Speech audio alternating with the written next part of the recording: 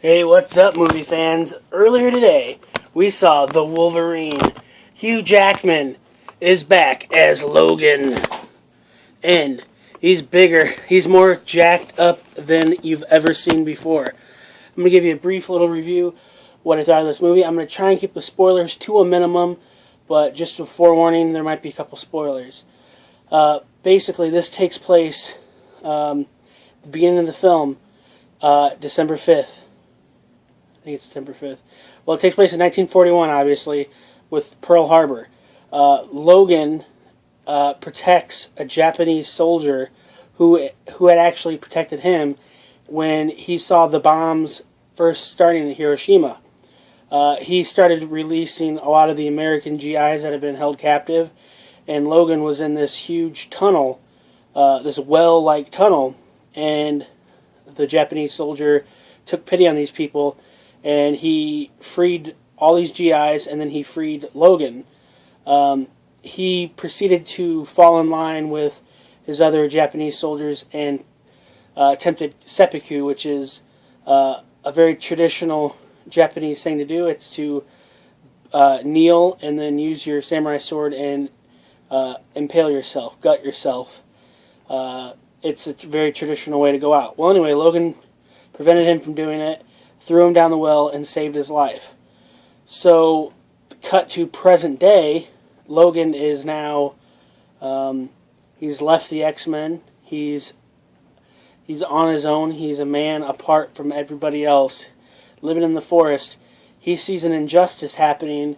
This huge grizzly bear has been illegally poached and left to die, and he proceeds to go to this small town's epicenter and wreak havoc on the survivors of this bear attack.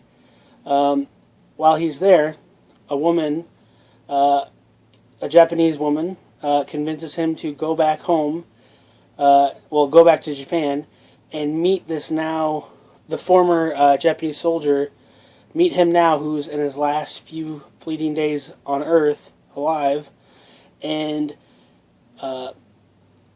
exchange his powers, that he was given of basically immortality, as Logan has been at despair. He's at his wit's end. He doesn't know if he wants to go on anymore, and they try and convince him to switch, his immortality to be a normal human. There's a lot of action in this movie. Not an incredible amount, but it feels like there's about half as much as a normal X-Men movie. It's a very well done, excellent action drama, but it doesn't really feel like a superhero film. It feels a little less like an X-Men comic book flick than I would have expected. When I first got out of the theater, I was really ticked off, to be honest with you. But I did enjoy the performances. Hugh Jackman, a.k.a. Hugh Jacked Man, he is absolutely massive in this film, although he does take leg day off. He gives a great performance, as always. The supporting cast is amazing. I really don't want to spoil the elements in this film because there's a lot of twists to it.